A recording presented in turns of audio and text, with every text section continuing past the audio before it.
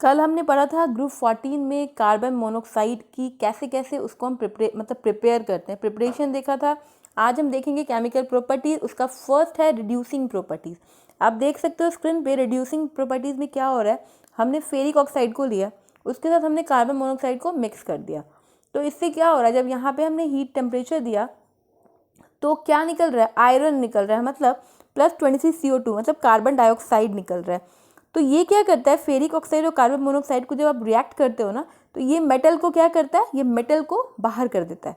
ठीक है, तो हमें अगर मेटल अलग करना होता है तो हम ये वाला प्रॉपर्टीज यूज करते हैं, रिड्यूसिंग प्रॉपर्टीज। चलिए देखते हैं दूसरे में क्या हो रहा है, सेम प्रोसेस। यहाँ पे हमने फेरिक ऑक्साइड की जगह जिंक ऑक्साइड ले लिया और कार्बन मोनोऑक्साइड ले लिया, सेम काम किया। तो यहाँ पे क्या हो रहा है, मेटल फिर से बाहर हो रहा है जिंक और कार्बन डाइऑक्साइड रिलीज हो रहा है।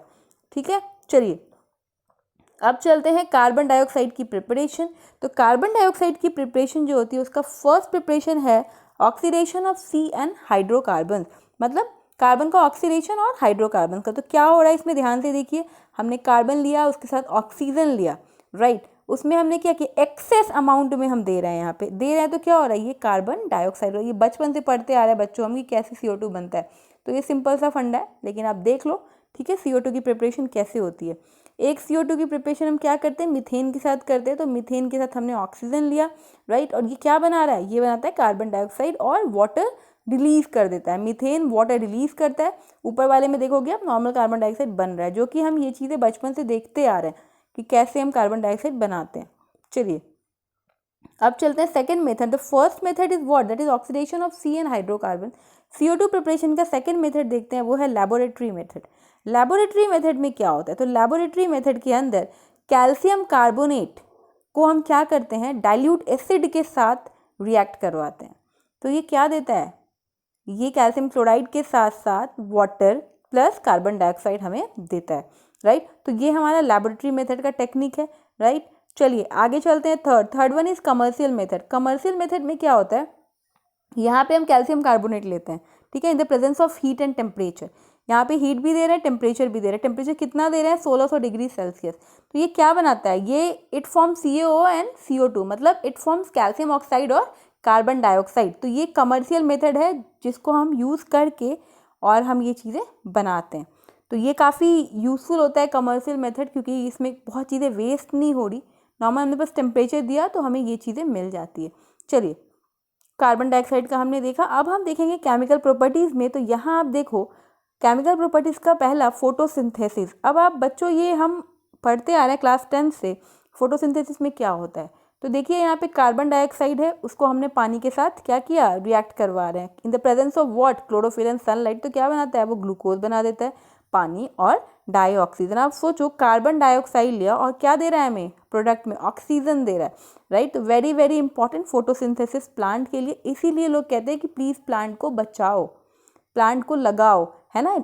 इसका रीज़न यही है। हम ऑक्सीजन कहाँ से लेंगे अगर हमारे पास प्लांट नहीं होगा, अगर हम प्लांट नहीं लगाएंगे। लोग आजकल इतना प्लांट कटिंग हो रही है, तभी हमें यही सिखाया जाता है। क्लास 10th में भी आप लोगों ने पढ़ा होगा नेचुरल रिसोर्सेज के अंदर, उसमें भी यही सिखाया जाता है कि कैसे हम बचाएं, क्योंकि ऑक्सीजन की कमी हो जाएगी नहीं तो, राइट। चलिए दूसरा है एक्शन ऑफ वाटर। ये आपको मैं बता रही हूँ बच्चों, केमिकल प्रॉपर्टीज का first photosynthesis, second is action of water. अब यहाँ देखिए क्या हो रहा है एक्शन ऑफ वाटर में। यहाँ पे बच्चों आप देख सकते हो कार्बोनिक एसिड लिया है हमने, ठीक है, इसमें हमने कैटलिस्ट क्या दिया है, वाटर दिया है। तो ये बाइकार्बोनेट आयंस का फॉर्मेशन कर रहा है, means HCO3 minus plus H3O plus, right. और नीचे आप देखिएगा तो वाटर के प्रेजेंस में इसको भी किया गया, तो क्या हुआ, कार्बोनेट आयंस बनाता है। मतलब यहाँ कार्बोनिक एसिड से बाइकार्बोनेट बन रहा है और यहाँ बाइकार्बोनेट आयन से क्या बन रहा है, कार्बोनेट आयंस बन रहा है। तो ये वाटर के प्रेजेंस में ये चीज़ें होती है। चलते हैं नेक्स्ट। नोट में एक चीज़ लिख लो आप वैसे कि H2CO3 और HCO3 माइनस ये एक बफर सिस्टम होता है जो कि हमारे ब्लड में मेंटेन होता है। और ये क्या करता है, ब्लड में होता है, इसकी वजह से हमारा ब्लड फ्लो मेंटेन रहता है। तो pH तो ब्लड का होता है वो 7.2 से 7.4 के बीच में होता है। चलिए आगे चलते हैं। आगे है हमारा ग्रुप 14 का सिलिकॉन कंपाउंड, देखते हैं क्या है। ये हमारा सिलिकॉन है, कार्बन की कहानी हो गई ख़त्म। अब चलते हैं सिलिकॉन देखते हैं। सबसे पहले सिलिकॉन डाइऑक्साइड का फॉर्मूला आपको मैंने कल भी ऐसे बताया था, SiO2, राइट। इसका जो स्ट्रक्चर होता है वो 3D नेटवर्क स्ट्रक्चर होता है। इसके एसआई बॉन्ड क्या होते हैं, ऑक्सीजन से टेट्राहेड्रल मैनर में बॉन्ड होता है। इसका फिगर देखोगे, डायग्राम देखोगे, स्ट्रक्चर टेट्राहेड्रल मैनर में होता है इनका पूरा ही सेटअप। और इसमें ऑक्सीजन जो बॉन्ड होता है वो क्या होता है, एक अनदर एसआई से बॉन्ड होता है वो, ठीक है। तो ये है इसका कुछ स्ट्रक्चर किस तरीके का होता है। आइए देखते हैं इसका रिएक्शन। तो इसमें सबसे पहले हम सिलिका लेंगे, उसको हम क्या करते हैं, उसको हम 4HF के साथ फ्लोराइड के साथ जब रिएक्ट करवाते हैं तो ये हमें क्या देता है, सिलिकॉन टेट्राफ्लोराइड देता है और वाटर रिलीज करता है। अब यहाँ पे नोट में लिखा हुआ है कि silica is amphoteric in nature, मतलब ये एसिडिक और बेसिक दोनों के साथ रिएक्ट कर सकता है। नीचे भी आप देख सकते हो एक रिएक्शन, यहाँ पे क्या हो रहा है, यहाँ पे सिलिका लिया हमने, सोडियम हाइड्रोक्साइड के साथ रिएक्ट करवाया, राइट। तो क्या मिलता है हमें, सोडियम सिलिकेट और पानी मिल जाता है, ठीक है। तो ये है कुछ रिएक्शंस। अब आगे चलते हैं। अब है सिलिकॉन। अब यहाँ पे हम देखेंगे सिलिकॉन्स क्या हो। तो सिलिकॉन बहुत इंपॉर्टेंट है, आज की डेट में सिलिकॉन का बहुत यूज़ हो रहा है, राइट। सिलिकॉन जो है इंडस्ट्री बहुत यूज़ करती है इस चीज़ को। क्या होता है देखते हैं। Silicone are synthetic organo silicon compounds containing unit held by SiO-Si linkages. तो ये तो एक सिंथेटिक ऑर्गेनो सिलिकॉन का ही एक कंपाउंड है, राइट। वो क्या है, सिंथेटिक ऑर्गेनो सिलिकॉन कंपाउंड होता है। Silicones are water repellent because of non polar alkyl group. इसका वाटर रिपेलेंट होता है क्यों, क्योंकि उसके अंदर नॉन पोलर अल्काइल ग्रुप होता है, ठीक है। तो इस वजह से ये क्या होता है, वाटर रिपेलेंट होता है। अब देखिए इसकी स्टेबिलिटी बहुत अच्छी होती है, इसलिए इंडस्ट्री इसको यूज़ करती है। दूसरा, इसकी डाइलेक्ट्रिक स्ट्रेंथ भी बहुत अच्छी होती है, बहुत हाई होती है। और third, resistance to oxidation and chemical, ये ऑक्सीडेशन और केमिकल्स में रेसिस्टेंस रहता है। तो ये बहुत अच्छी चीज़ है, इसलिए क्या होता है, सिलिकॉन को हम यूज़ करते हैं बहुत इंडस्ट्री में। सिलिकॉन अभी मोस्टली यूज़ होता है सिलिकॉन का। चलिए अब देखते हैं सिलिकेट्स। अभी हम सारा उसी का देख रहे हैं, SI का ही। अब सिलिकेट एक ऑक्सो एनायन है किसका, ऑफ सिलिकॉन हैविंग SiO4-4। ये इसकी यूनिट्स होती है, इसका फॉर्मूला होता है फॉर्मिंग अ टेट्राहेड्रल ज्योमेट्री। और कैसा स्ट्रक्चर बना देता है टेट्रा। आप सोचो SI है, उसके चारों तरफ से O लगा दो, O4, तो क्या टेट्राहेड्रल ज्योमेट्री बनाएगा। अब ये मिलता है, इसको मिट्टी बोलते हैं बेसिकली सिलिकेट को। जैसे आपने कहाँ मिलेगा, ये रॉक्स में, क्ले में, सॉइल में, यही मिलेगा ना। तो इसका सोर्स क्या होगा, रॉक्स, क्ले और सॉइल। चलिए अब एग्जाम्पल देखते हैं सिलिकेट्स का। आप देख सकते हो यहाँ पे, आप देखो फेल्डस्पार, माइका, जियोलाइट और एबेस्टस। ये सब एबेस्टस बेसिकली जहाँ पे बहुत गर्मी होती है तो कूलर में यूज़ करते थे ये asbestos, right. Mica, feldspar, zeolite, यहाँ पे बेसिकली सिलिकेट्स का यूज़ होता है। चलिए अब आगे चलते हैं और देखते हैं कि स्ट्रक्चर क्या होता है सिलिकेट का। तो स्ट्रक्चर जो सिलिकेट्स का होता है वो sp3 हाइब्रिडाइजेशन होता है और ये टेट्राहेड्रल ज्योमेट्री इसका स्ट्रक्चर होता है। तो कोई आपसे पूछे कैसा होता है सिलिकेट का स्ट्रक्चर, तो आपको पता होना चाहिए टेट्राहेड्रल ज्योमेट्री सिलिकेट्स का स्ट्रक्चर होता है।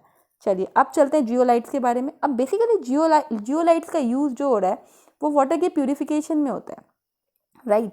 अब जियोलाइट्स होता क्या है, तो जियोलाइट्स पढ़ते हैं कि if aluminium atoms replace few silicon atoms, means aluminium atom क्या करता है, सिलिकॉन एटम्स को रिप्लेस कर देता है, forms a 3 dimensional network of silicon dioxide over a structure known as aluminosilicate is formed which acquires a negative charge. यहाँ पे जो कटायंस होते हैं वो होते हैं Na+, K+ और Ca++ balance the negative charge. तो ये जियोलाइट्स के बारे में है और इसका फॉर्मूला। अब देखिए बेसिकली यहाँ पे मैंने लिख दिया ऐसे नोट्स में कि जियोलाइट में जीन का मतलब होता है बॉइलिंग, लिथोस का मतलब होता है स्टोन, मतलब जियोलाइट का पूरा अगर बात करें तो boiling stone. Basically water purification company इसको यूज़ करती है, राइट। एग्जाम्पल देख लीजिए, ये जियोलाइट का फॉर्मूला है, कैसे बनता है, सोडियम के 2, अल्मोनियम के 2 और यहाँ पे सिलिकॉन और क्या होता है वाटर। तो ये इसका पूरा एक फॉर्मूला होता है सोडियम जियोलाइट का, ठीक है। चलिए अब चलते हैं आगे इसके यूज़ में। तो बेसिकली पेट्रोकेमिकल इंडस्ट्री में एज अ कैटालिस्ट हम इसको यूज़ करते हैं। क्यों करते हैं, आइसोमेराइजेशन में यूज़ करते हैं इसको। बेसिकली वहाँ पे पेट्रोकेमिकल जितनी भी इंडस्ट्रीज है इसको यूज़ कर रही है। तो अब मोस्ट इंपॉर्टेंट यूज़ जो जियोलाइट का है वो क्या है, वाटर प्यूरिफिकेशन। जो मैंने आपको बताया, कोई हार्ड वाटर होता है जनरली, उसमें क्या होता है प्यूरिफिकेशन में बेसिकली जियोलाइट का यूज़ होता है। तो यहाँ पे सबसे मोस्ट इंपॉर्टेंट यूज़ है। तो क्वेश्चन अगर आता है जियोलाइट का यूज़, तो this is the most important use, ये आपको मेंशन करना है। पानी को सॉफ्ट करने में ये यूज़ करता है और इसका जो फॉर्मूला होता है वो होता है Na2Z। तो ये ओवरऑल लेक्चर आपका होता है ख़त्म। क्योंकि देखो वाटर में क्या है, कैल्शियम Ca2+, तो आप अगर जियोलाइट अगर मान लो Na2Z+ Ca2+, तो क्या बना देगा, सीधे सीधे जाता है Ca Z बना देता है, ठीक है। तो बेसिकली ये यूज़ होता है बेसिकली वाटर प्योरिफिकेशन के अंदर। तो ये बच्चों ग्रुप 14 आपका आज होता है ख़त्म, और अब हमें पढ़ना है 15, 16, 17। तो आने वाले लेक्चर में हम वो तीनों पढ़ेंगे। तब तक के लिए बाय बाय। आज